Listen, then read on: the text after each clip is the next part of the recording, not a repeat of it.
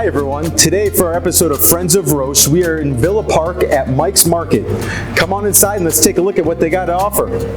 Here we are inside of Mike's Market in Villa Park, and with me I got the owner here, David Casey. Nice to see you, David. You are not Mike, I almost said Mike. You caught yourself, yeah. A lot of people get confused, so if you can kind of give us a little history of Mike's Market and who's Mike. Sure. Well, Mike was my father, who started the business back in 1969. We used to be on Park Boulevard here in Villa Park. We moved over to this location in 2006. Okay. And for the most part, we started out as just a butcher shop. And then things kind of evolved like the industry did. So now we do a lot of prepared foods and deli and things like that. Okay, so yeah, it's definitely more than just a butcher shop, but you have a lot of different meats. Now you have more than one location now too, right? Yeah, we also have a location in Western Springs, Casey's Market.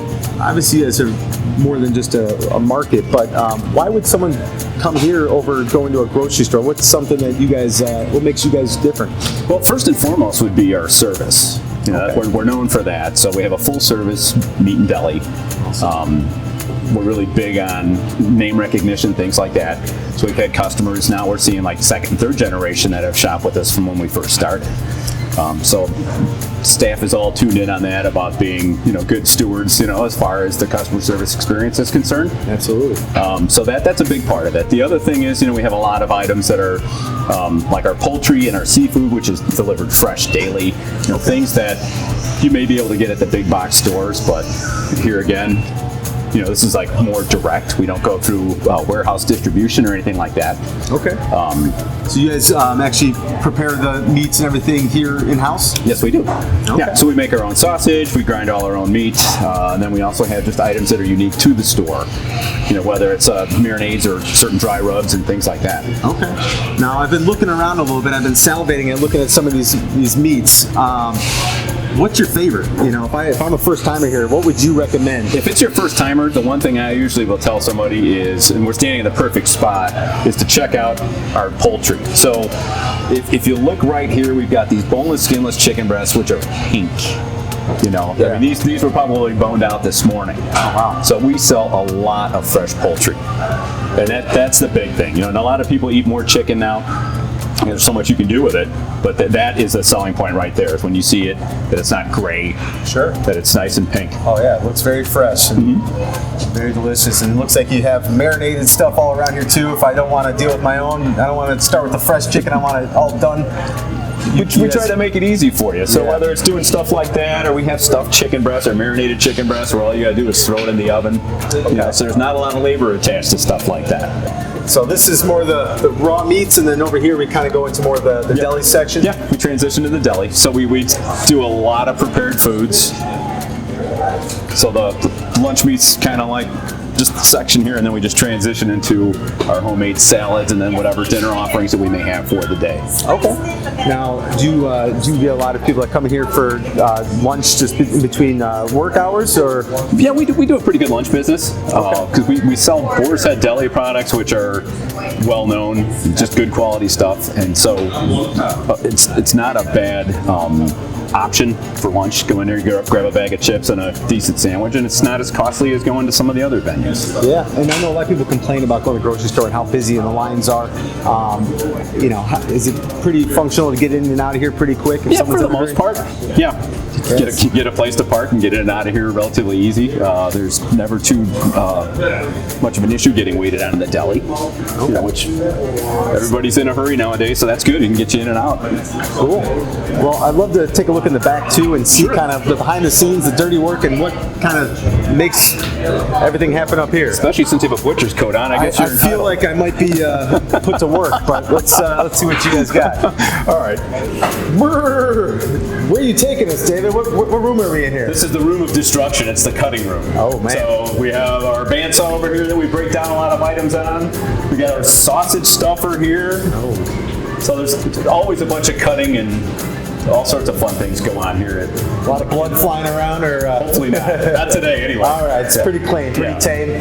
I'm still white, so we're good here. Now, what's your process? At what point does the meat's getting here, and when does it end up out on the storefront? This is the second to the last stop. So we get our deliveries in over here. So Most of the production work's done out here. We do finish some items out back here behind the service counter. Okay. So, gotcha. Now, what's some of the meats we have in here right now that we're cutting up, getting ready? Right now they're just working on pork loins. So they're making center cut pork chops. Kevin, the gentleman on your right, is doing some nice thick center cut Iowa pork. And Dave, the gentleman on your left, is doing some boneless pork roast. You can see there's nice marbling in that. Mike's Market is only as good as its workers, and they've been around since 1969 for a reason, because of hardworking and long-term employees. With me, I have one of the long-term butchers, Kevin. Kevin, nice to meet you. Nice to meet you. Meet you. You've been here quite a while. Why have you been at Mike's Market for so long? Well, it's a good job. Great people to work with, great customers that we have here. It's actually my first job. I started on my 16th birthday. I grew up in the area. My mom worked here at the original deli. My uncle's actually the store manager, so kind of hard to walk away from.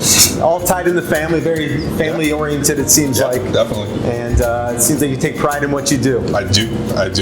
And like I said, it's a little bit different every day. It's not the same old desk job that you would have. Interactions are different. There's different people you work with, different people you help over the counter, and then, like I said, like you said, the job's only as good as the people you work with. So it really is fun to come to work every day. Now we're covering David Casey's ears. Now, how's the atmosphere here, and him as a boss? It's very, very positive. There's never any drama is very short term. There's never long lasting issues that go on around here, which is kind of rare for a small staff store. But like I said, grew up in the area. It's hard to walk away from it. Awesome. All right, so continuing on our little tour here, another cold room. Didn't bring my gloves or hat, but where are we now? We are in the meat cooler. Okay. So this is where all the product gets delivered. Then it goes to the cutting room. Gotcha. But might I be remiss if I didn't mention what's in the red barrels here? Okay. We make our own corned beef. So it's slow cured. So St. Patrick's Day is still several weeks away, but this will take every bit of 6 to 8 weeks to cure. Oh, wow. So this is loaded with probably a good couple 100 pounds of beef briskets. And again, like I mentioned, we do it the old-fashioned way, where it's just a slow cure. There are other methods on how you can make corned beef, where they inject it with a corned beef brine. Okay. But no, we just do it old school. That's the way Mike Casey started it. I was gonna say Casey's Irish name, huh? Right.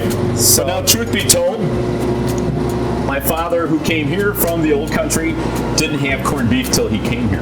Oh, really? Yeah. So everybody always just thought, if you get a guy with a name of Mike, last name of Casey, it's got to be an Irish recipe. Well, sorry, but at any rate, we have always made it this way, for a couple decades now, and can't change that. Do you make it? All right, so we're finally out of the cold into some room that's a little bit warmer. Where are we at now? We're in the kitchen. All right. So here's where we do all the prepared foods. So we've got a couple things going on in the ovens. But we just have one of our ready-to-go dinners here that Karen, our cook, was working on. We've got our stuffed pork chops. So now you guys prepare these, and then you put them for people to be able to come to bring home for dinner? Yeah. And it's in an oven-ready container. Plus, the important thing is it has the cooking instructions.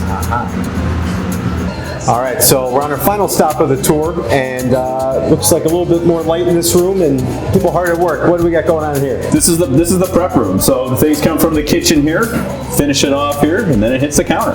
So it's like our equivalent of the cutting room on the meat side. We got the prep room on the deli and prepared food side. Okay, so this all goes to the deli counter, all fresh for people to take for their lunches. Awesome. Looks good. What do we got going on over here? We got a little bit of guacamole. So we're making the taco dip. Yes. So first we have guacamole, and then we have the rest of our toppings over there, and we'll layer them on. Looks good enough to eat, doesn't it? I'm hungry. I'm telling you, coming here at lunchtime is a bad idea.